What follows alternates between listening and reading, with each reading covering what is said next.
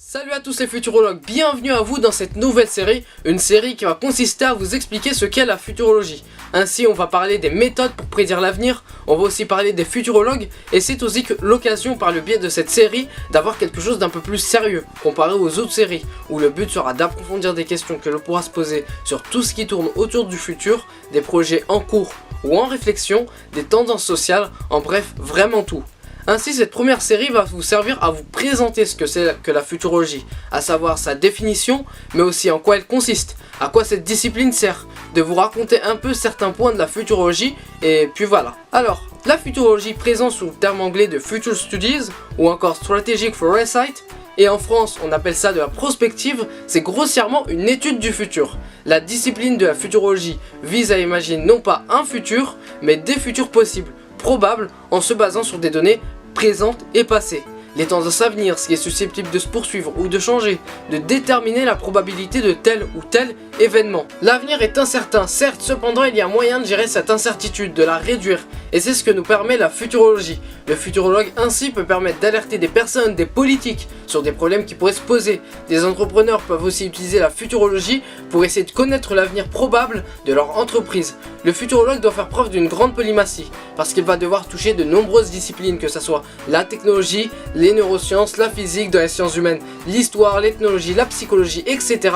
pour analyser un maximum de variables et fournir de nombreux scénarios en conséquence qui pourront décrire le plus fidèlement possible le futur. Enfin, la futurologie ne doit pas être confondue avec l'astrologie par exemple. L'astrologie est une pseudo-science qui se base plutôt sur le hasard, ou en tout cas des préceptes métaphysiques pour fonder ses affirmations sur l'avenir, alors que la futurologie essaye de trouver une base scientifique, des méthodes afin de ne pas affirmer en toute certitude que l'avenir sera comme ça, mais pourra être comme ça. Maintenant faisons un petit point sur l'étymologie des mots. Le mot foresight, qui veut dire prospective, a été utilisé pour la première fois dans le sens de l'étude du futur par Herbert George Wells en 1932. Quant au mot futurologie, c'est un mot inventé par le professeur allemand Ossip Flechtem au milieu des années 40.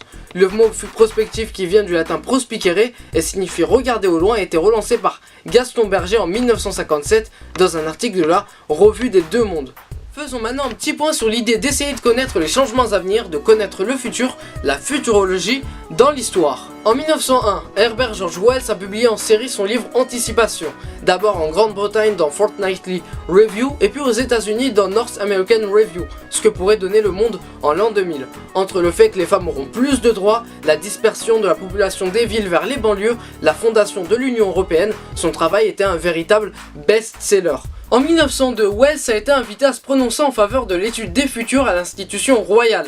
Intitulée The Discovery of the Future, la conférence a été bien accueillie et a rapidement été republiée sous forme de livre. Il a plaidé pour la mise en place d'une nouvelle étude académique de l'avenir qui serait fondée sur la méthode scientifique plutôt que la spéculation.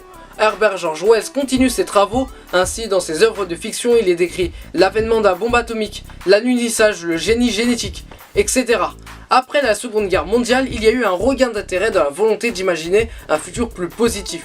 En France, dans les années 50, le philosophe Gaston Berger pose les bases de la prospective stratégique, une autre discipline qui se rapproche pas mal de la futurologie, mais dont la finalité est de trouver des solutions pour agir dès le présent. Et la prospective française ne prend pas en compte certains aspects méthodologiques de la futurologie, comme l'extrapolation sur base de courbes. Au milieu des années 60, date importante pour la futurologie, puisqu'elle émerge en tant que discipline universitaire. Des futurologues arrivent. Herman Kahn, un stratège américain de la guerre froide, écrit Guerre thermonucléaire en 1960. Bertrand de Jouvenel, un économiste français qui a fondé Futuribles International, un centre de futurologie basé à Paris, et Denis Gabor, un scientifique hongrois-britannique qui a écrit Inventer le futur en 1963.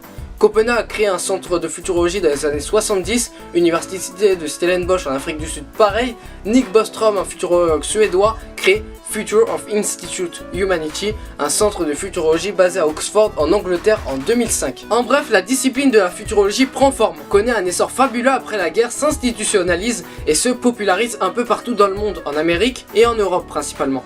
Et donc voilà, c'est la fin de cette première vidéo d'introduction, j'espère qu'elle vous a plu et on se donne rendez-vous la prochaine fois pour parler cette fois-ci des méthodes permettant de prédire, prévoir, anticiper l'avenir. N'hésitez pas à mettre un petit j'aime, un commentaire et sur ce je vous dis à la prochaine.